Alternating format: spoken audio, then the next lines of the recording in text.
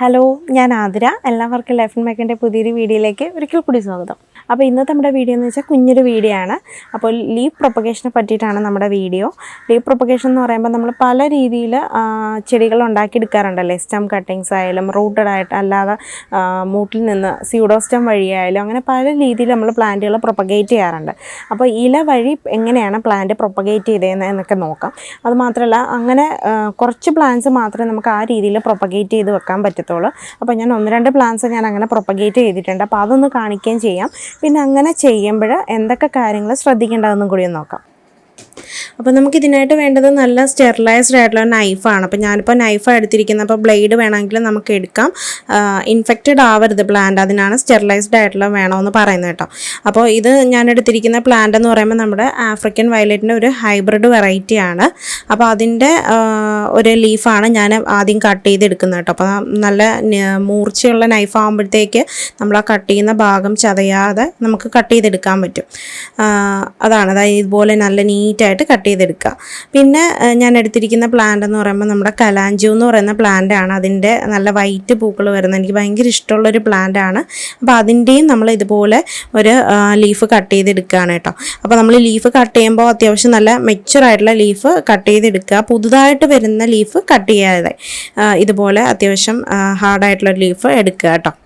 പിന്നെ ഇതെന്ന് പറയുന്നത് ഞാൻ വാട്ടർമെലൺ പെപ്പറോമിയുടെ ഇതുപോലെ തന്നെ പ്രൊപ്പഗേറ്റ് ചെയ്തിട്ടുള്ള ലീഫാണ് കേട്ടോ. ഇത് അതിനകത്തുനിന്ന് കുഞ്ഞിതായി കണ്ടോ പൊടിയായിട്ട് ലീഫുകൾ വരുന്നുണ്ട്. നല്ല റൂട്ടഡ് ആയിട്ടുണ്ട് പ്ലാന്റ്. ഞാനിപ്പോൾ പുഴുതൊന്നും കാണിക്കുന്നില്ല. അപ്പോൾ അതിൽ നിന്ന് പുതുതായിട്ട് തന്നെ പ്ലാന്റ് ലീഫ് കാണുമ്പോൾ നിങ്ങൾക്ക് അറിയാമായിരിക്കുമല്ലോ, ഗ്രോത്ത് ആയിട്ടുണ്ട്. ഇത് കണ്ടോ, ഇത് അത്യാവശ്യം എന്ന് വെച്ചാൽ കീറിയൊക്കെ ഇലയായിരുന്നു. ഭംഗിയൊന്നും നോക്കണ്ട, നമ്മൾ അത്യാവശ്യം മെച്ചുറായിട്ടുള്ള ലീഫ് മതി എന്നുള്ളൂ.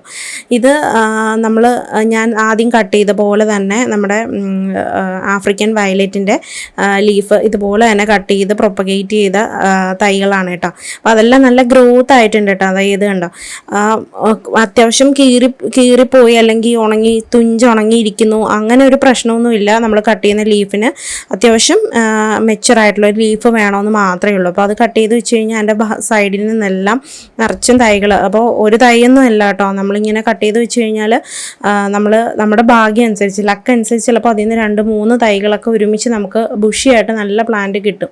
അപ്പോൾ അത് കണ്ടോ, ഇത് ഇങ്ങനെ ലീഫ് വെച്ചിട്ട് അത്യാവശ്യം നല്ല രീതി ഗ്രോത്ത് ആയിട്ടുള്ള ഒരു പ്ലാന്റ് ആണ് കേട്ടോ. അതിനകത്ത് നല്ല ലീഫൊക്കെ വന്നിട്ടുണ്ട്.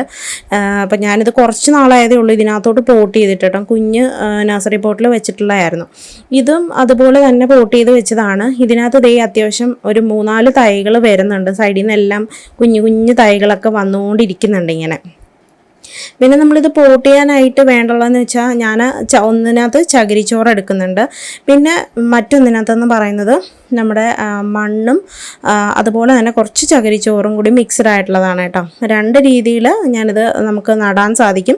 ഒന്നിനകത്ത് ചകിരിച്ചോറ് അല്ലെങ്കിൽ ചകിരിച്ചോറും മണ്ണ്, ഈ ഒരു മിക്സിനകത്ത് നമുക്കിത് പോട്ട് ചെയ്ത് വെക്കാം. ഞാൻ കുഞ്ഞു നഴ്സറി ബോർഡിനകത്താണ് ഞാൻ ഇത് വെക്കുന്നത്. അപ്പോൾ അതിനകത്തിരുന്ന് ഗ്രോത്തായി നമുക്ക് അത്യാവശ്യം ഒരു പ്ലാന്റഡ് ആയി കഴിയുമ്പോൾ ഞാനിതുപോലെ വെച്ച് പ്രൊപ്പഗേറ്റ് ചെയ്ത പ്ലാന്റാണ് ഞാൻ ഇപ്പം നേരത്തെ കാണിച്ച പോലത്തുള്ള പോട്ടിലേക്ക് ഞാൻ മാറ്റിയിട്ടുള്ളത് കേട്ടോ. റീപോട്ട് ചെയ്തിട്ടുള്ളതാണ്.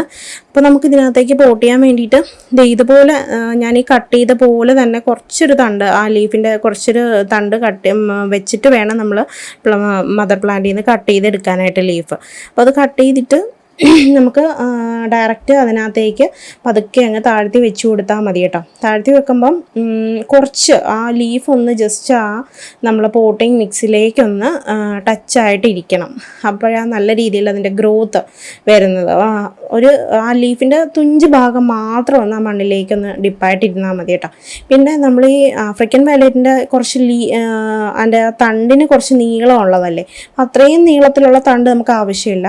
അതുകൊണ്ടോ ഈ ഒരു നീളത്തിലുള്ള തണ്ടിനൊക്കെ ആവശ്യം മാത്രമേ ഉള്ളൂ. അത് ഇതുപോലെ തന്നെ ചതയരുത് കേട്ടോ. നമ്മൾ ഇതെന്ന് വെച്ചാൽ വളരെ വെള്ളം ഊറുന്ന തണ്ടല്ലേ.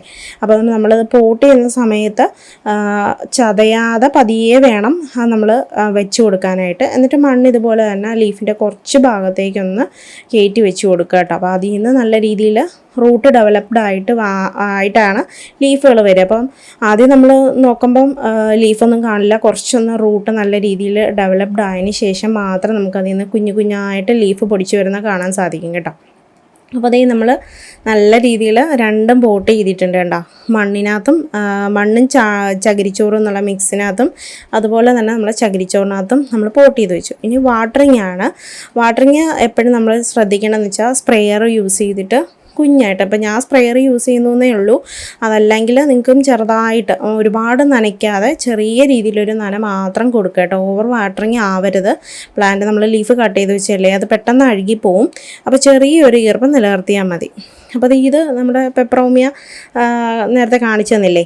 അപ്പോൾ നമുക്ക് ഞാനിപ്പോൾ ചെയ്തിരിക്കുന്ന പെപ്പറോമിയം അതുപോലെ തന്നെ ആഫ്രിക്കൻ വയലറ്റും പിന്നെ നമ്മുടെ കലാഞ്ചോ പ്ലാന്റ് ആണ്. ഇപ്പോൾ ഇത് മൂന്നാണ് ഞാൻ ഇങ്ങനെ ചെയ്തിട്ട് എനിക്ക് സക്സസ് ആയിട്ട് ഞാൻ ചെയ്തത്. ഈ 3 പ്ലാന്റാണ്. ഇതിൽ കൂടുതൽ വേറെ പ്ലാന്റ്സിനകത്തൊന്നും ഞാൻ ചെയ്തിട്ടില്ല.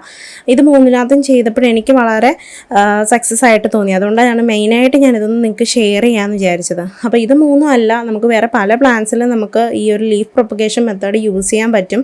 അതിനകത്തൊന്ന് നമ്മുടെ സക്കുലൻസ് ആയിട്ടുള്ള പ്ലാന്റുകൾ ഒരുപാടുണ്ട്. ഒരുപാട് വെറൈറ്റി സക്കുലൻസ് ഉണ്ട്.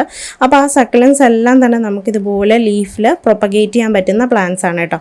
പിന്നെ നമ്മുടെ മണി പ്ലാന്റ്സ് ഉണ്ട്, പോത്തോസ് ഉണ്ട്.